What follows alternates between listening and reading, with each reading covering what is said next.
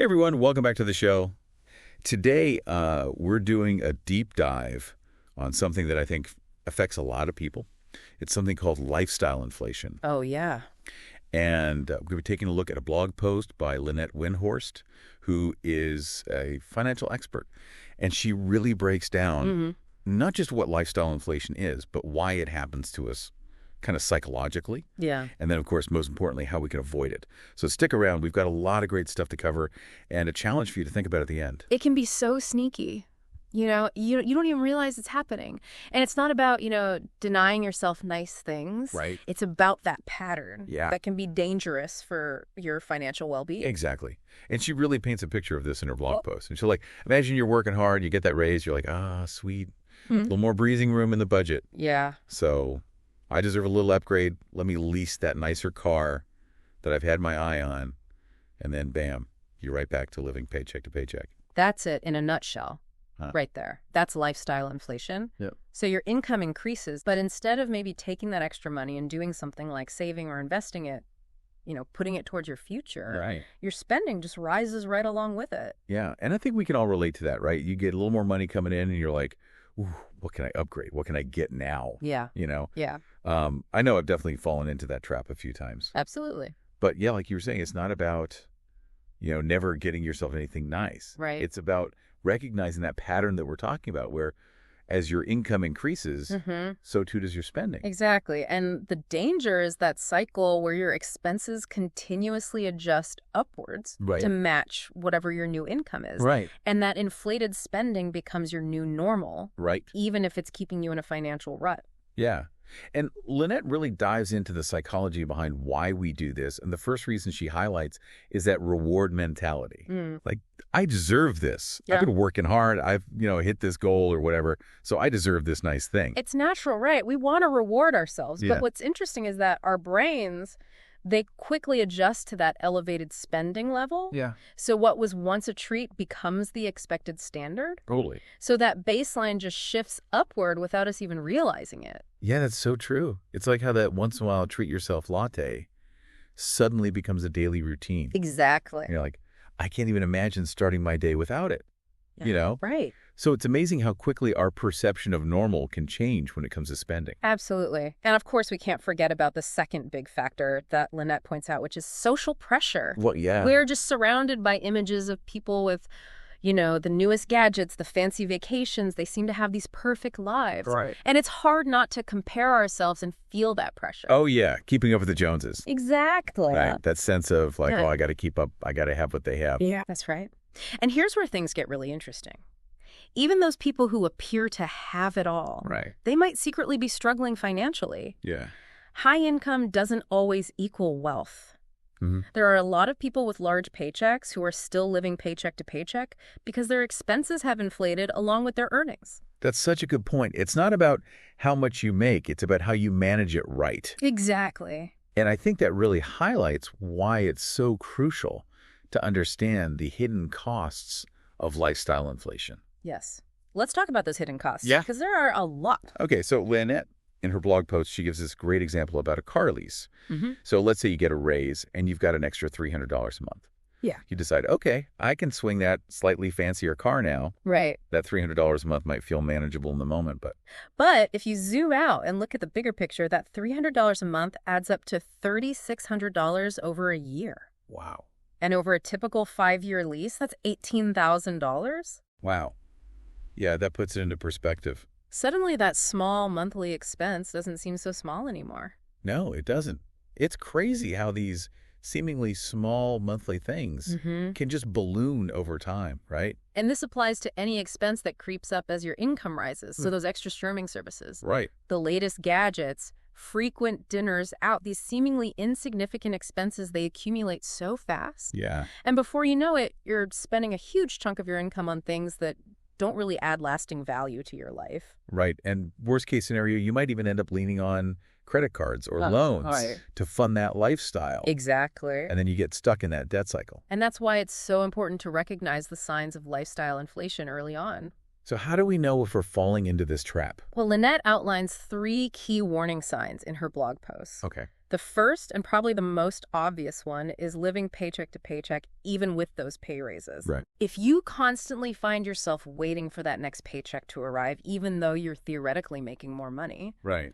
that's a pretty clear sign that your spending might be outpacing your income growth. Mm-hmm. Another sign she mentions is your savings aren't growing despite that higher income. Right. If you're not seeing that savings account balance go up, Yeah. even with those raises, it's a pretty good indicator that that money's being siphoned off somewhere else. And that somewhere else is likely those increased expenses that we were talking about. Yeah, exactly. Yeah. And then the final red flag that she points out is your expenses directly increase with each raise. Mm-hmm. So every time you get a bump in pay, your budget just seems to magically expand right along with it. Right. Maybe you move to a slightly more expensive apartment. Right. Or start indulging in those shopping sprees more frequently. Right.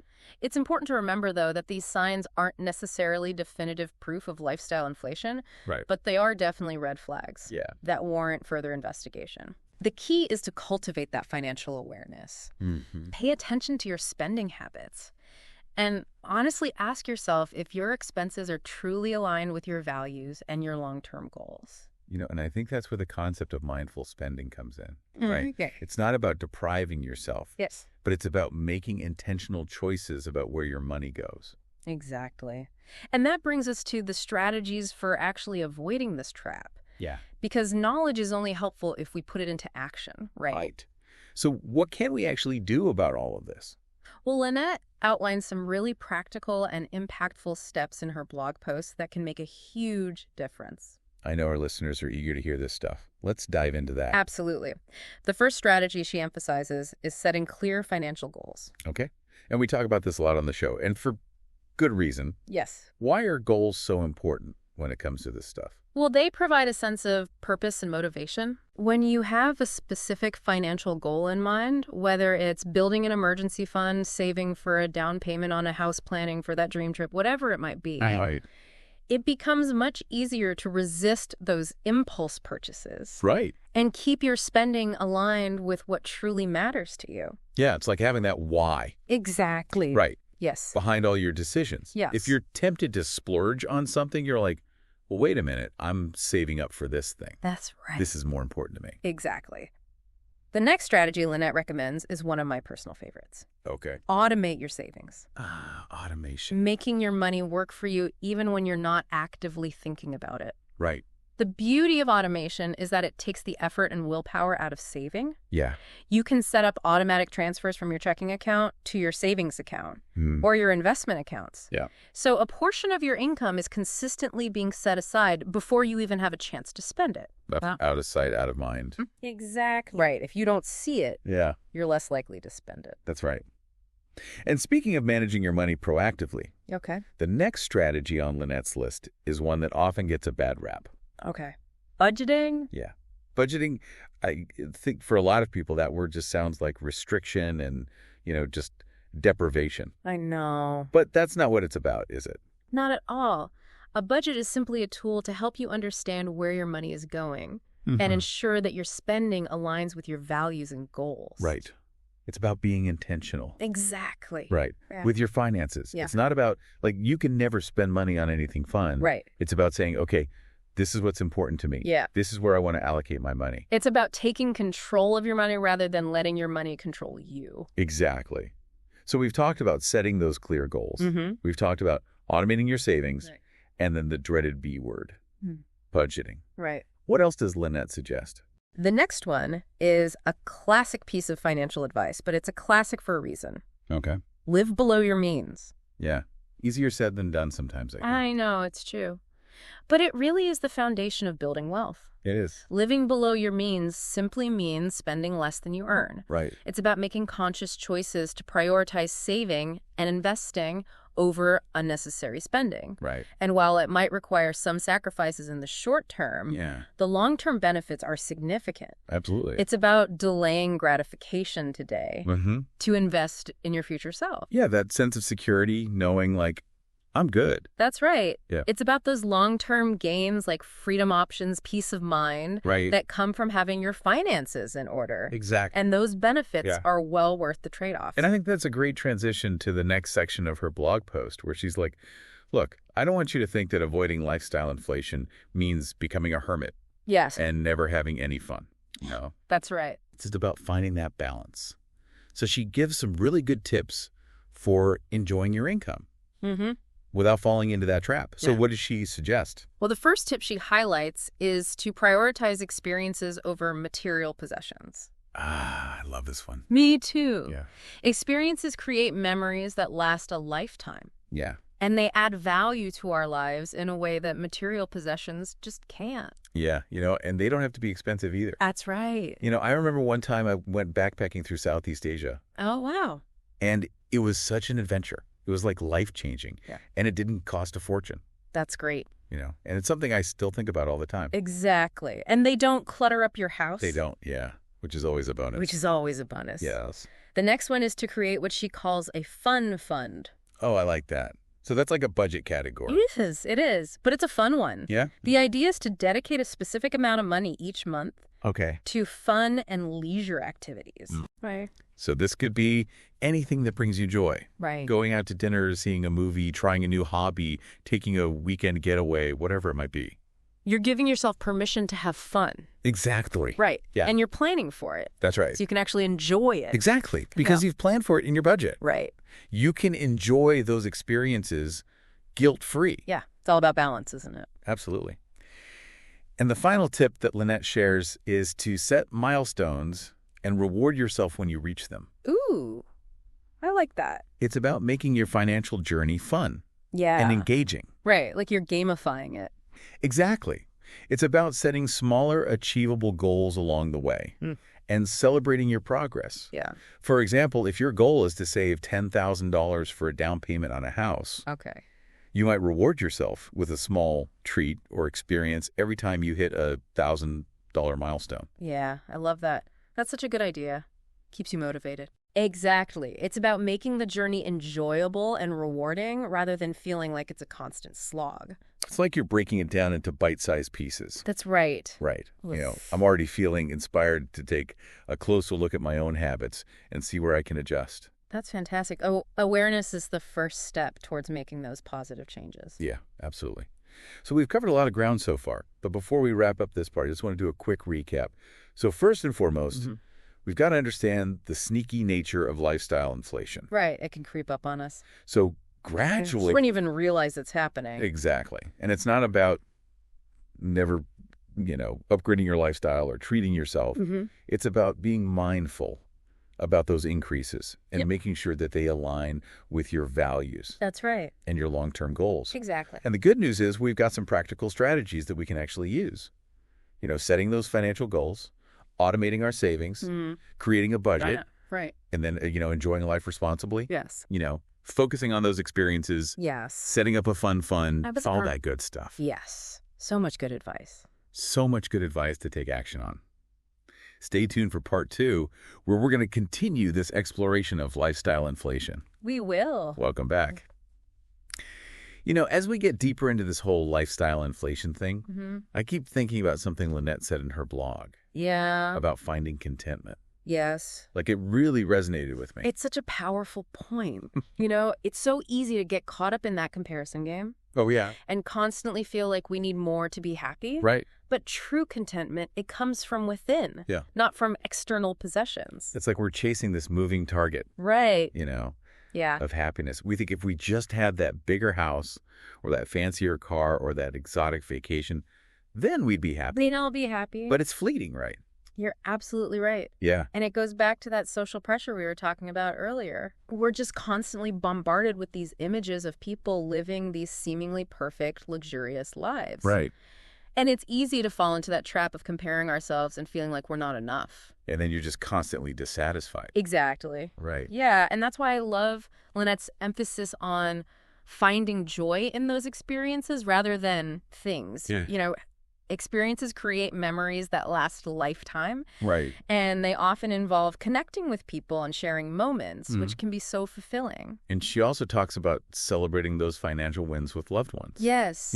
It's not just about rewarding yourself, but like sharing those achievements with the people that support you. That's such a great point. It adds a whole new dimension to your financial journey. When you share your goals and your progress with others, it creates a sense of community. Right. Shared purpose. Plus, it can help to keep you accountable and motivated. It's like you've got your own cheering section. Exactly. Right. Yeah. To celebrate those wins with you. Speaking of support systems, it's also important to surround yourself with people who share similar values. Oh, that's huge. People who are also striving to live intentionally and make those smart financial choices. The people we spend time with it influences us so much. It really does. Right. Yeah. Especially when it comes to finances. Imagine you're constantly surrounded by people who are always spending lavishly and trying to keep up appearances. Yeah. It would be incredibly difficult to resist that pressure. Yeah. And stay focused on your own goals. It's like that saying you're the average of the 5 people you spend the most time with. Right. So if those 5 people are constantly, chasing material possessions, it's going to be tough to break free from that yourself. So choose your circle wisely. Yeah. Surround yourself with people who inspire you to live authentically Right. and make choices that align with your values. So we've talked about finding that contentment. We've talked about prioritizing those experiences over things. Yes. Celebrating wins with your loved ones and surrounding yourself with the right people. That's right. What other wisdom does Lynette have for us? Well, she also emphasizes the importance of patience and consistency in building wealth. Okay. It's not about getting rich quick. Right. It's about making smart choices consistently over time.